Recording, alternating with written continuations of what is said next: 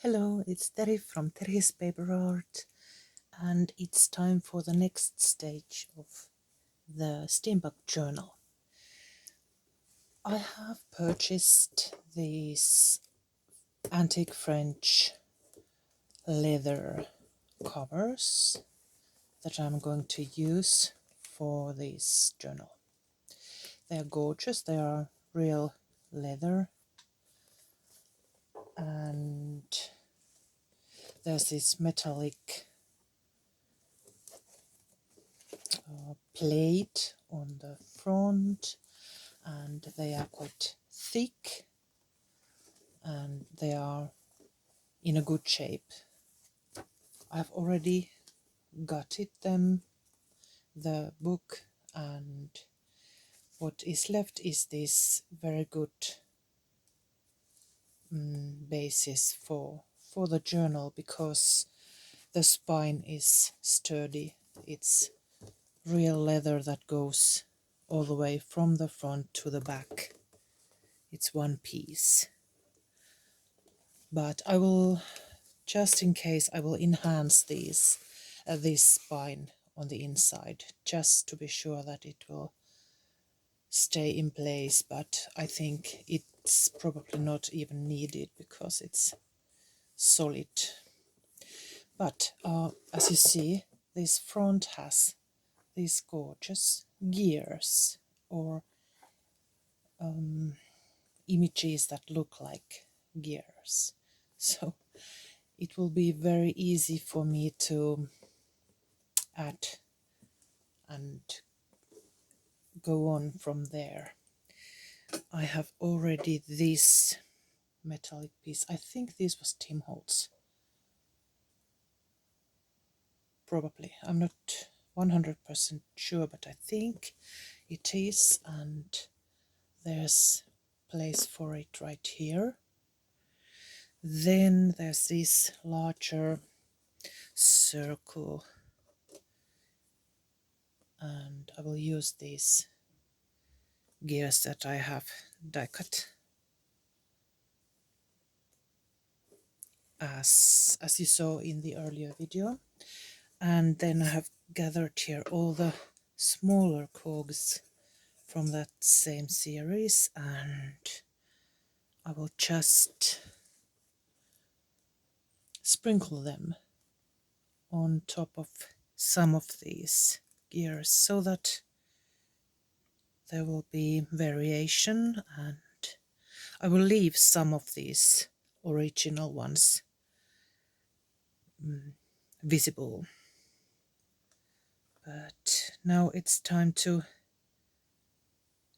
sprinkle these evenly and artistically pleasing, in an artistically pleasing way. I will just first try something and then maybe move them around so that everything looks balanced and mechanical,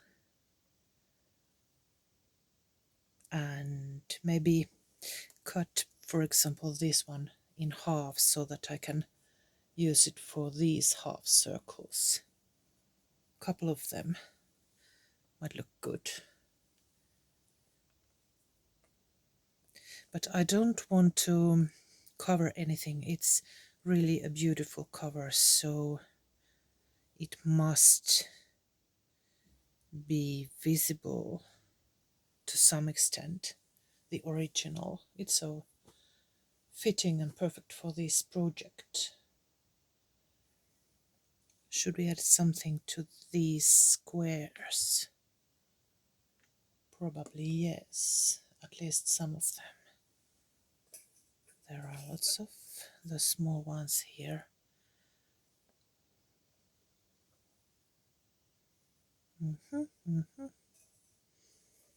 Looking good. Maybe like that. Maybe one here, because they must be connected to each other to look functioning gears. Connected somehow, even just to, we're going to make an imaginary engine on front of this journal cover. I think something like this looks good. Now I will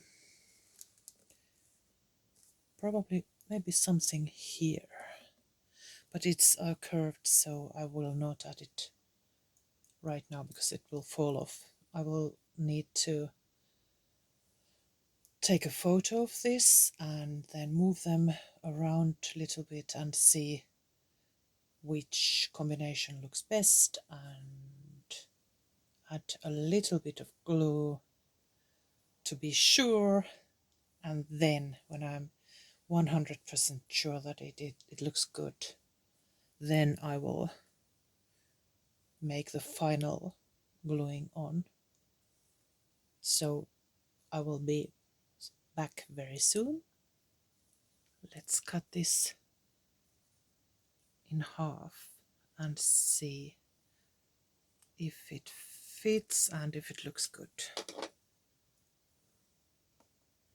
Over here, one half, and probably over there. I will try if it fits here, if it sits nicely. Over there, with glue, it will find its place, but just to make an estimation, I think that's quite good. Okay, moving on. I made only some slight changes. Changed the color of this one and moved 2 gears from here to here, and maybe something over there. I have just glued down a couple of these, and I have used my strong PVA glue, and I will test if it will hold. It should, because this is leather, real leather, and it's quite worn. It should stick to it, but this metallic piece here, it's quite heavy. That one, for this I will need something stronger, a strong glue. I will check out what I have in my stash, and then I will make a hole here with crocodile and secure it with this if the wings are long enough to hold it. Let's try that.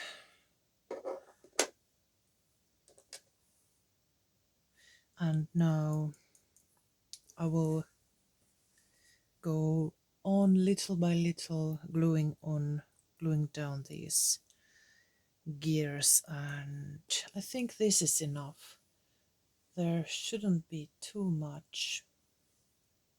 Maybe something over here, a little one, or half of a little one. Let's see, but let me show you how I do it. Let's take, for example, this one or this one. Let's take this one first. The strong PVA glue, and I will administer it thoroughly on each piece and each teeth. Are they teeth in English? It's teeth in Finnish, but well, you know what I mean. Everywhere. And now it soaks a little bit, and it makes this gear to, it's more flexible. I can work it. This one goes over here, and I will bend it because it's in the curve, on the curve. and I will hold it down for a while so that it will stick. And while I'm at it, I was thinking about, because you probably don't have this kind of covers, what you can use instead is any vintage book cover. You can cover it with leather if you have leather, for example, from a thrift store leather jacket or a leather bag or something like that. Or you could use some kind of paper, for example, actually any paper that you like. I would use something brown so that it fits well together with these metallic items and metallic looking paper items, so that there will be contrast behind these metallic pieces. And you could even use something very plain and then stamp or stencil on it with gear stencils or stamps, and that way you would achieve the same look. It doesn't have to look the same, just something similar.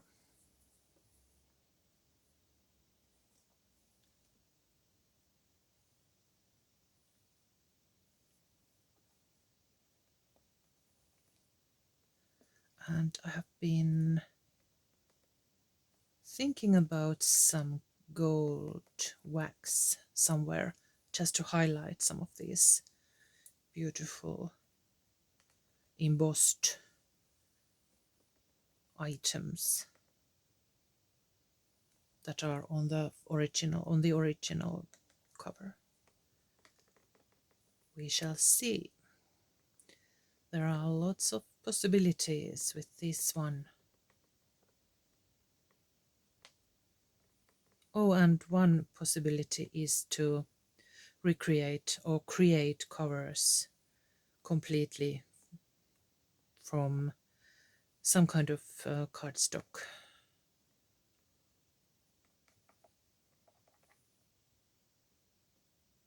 Just like we have done in some earlier videos, just covering them with a suitable paper.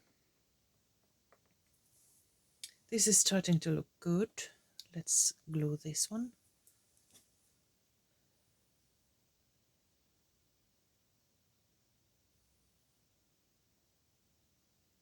And when it's all dried, I will try to make the hole for this metallic piece that goes over there.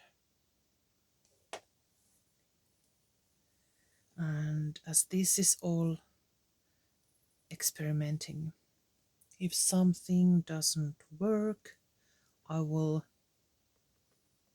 work my way around it. We will find a solution. There's always a solution.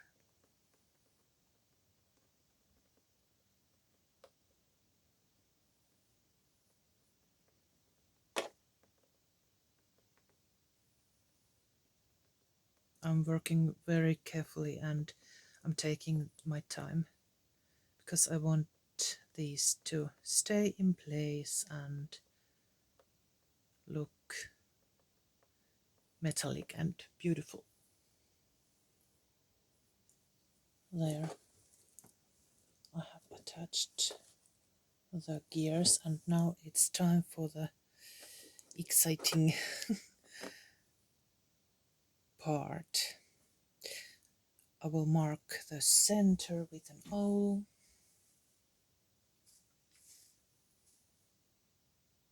Couldn't find my O right now, so let's use this tool. Any pointy tool will do the trick. Just the marking the center here.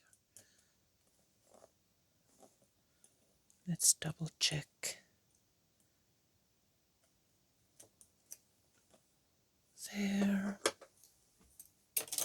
And now I will get my crocodile.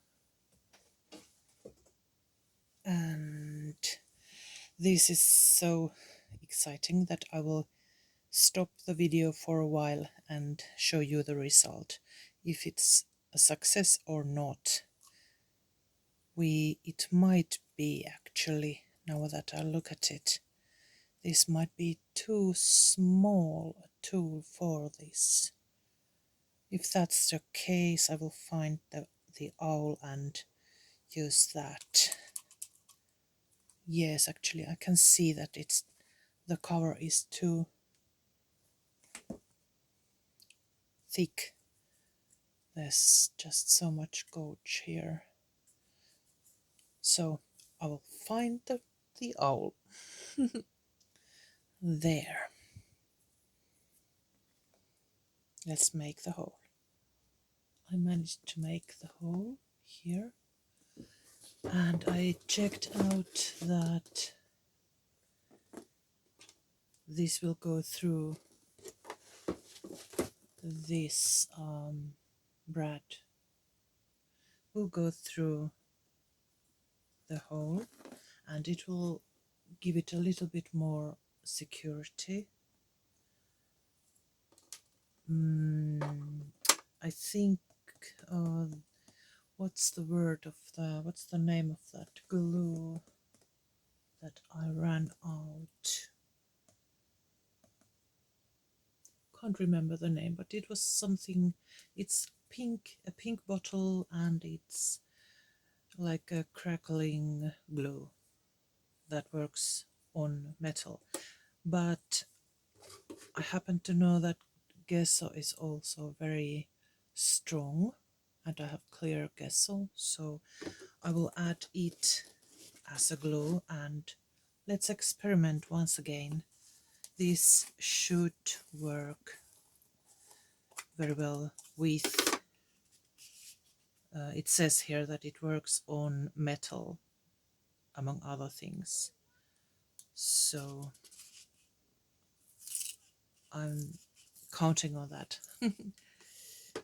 And if it doesn't work, I will get the more of that crackling glue from somewhere. With gesso, an underpaper is needed.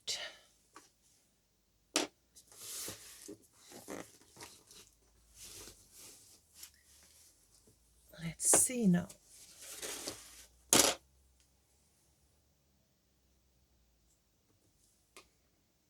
This will dry clear.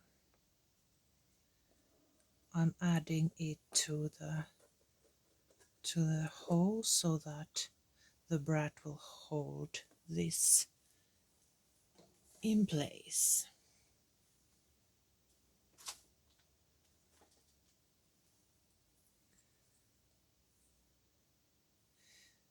Let's see now.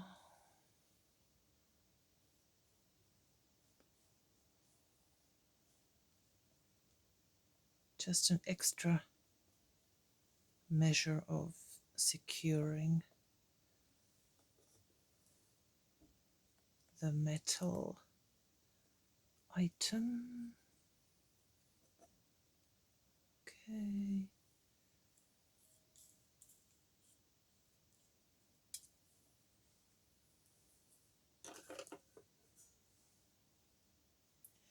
And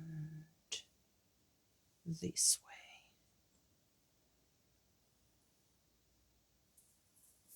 I will get my gloves.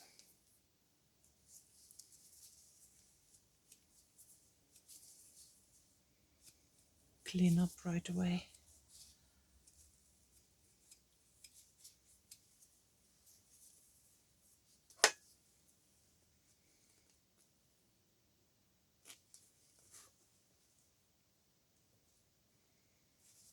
And you will have to let this dry thoroughly.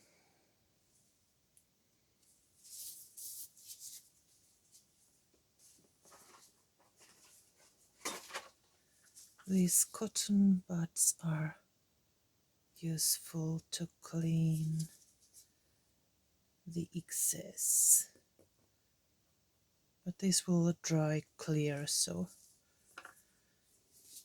it doesn't matter. Then this brad through the hole. Let's find the right position. It was horizontal, the cut horizontally. So there it is. Now it just has to dry thoroughly, and I will use my trusty iron to hold it down